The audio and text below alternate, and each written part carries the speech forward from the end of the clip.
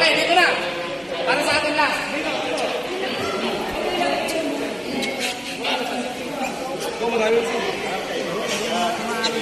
Okay, so guys, dito na tayo sa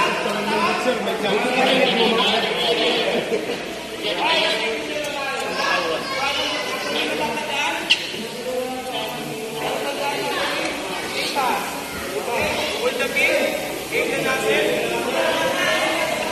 Squeeze the lever. Insert the nozzle side by side. Insert the nozzle side by side.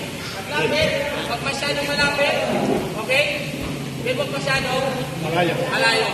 Nakuha? Yes. So, bata ng pipas, ano?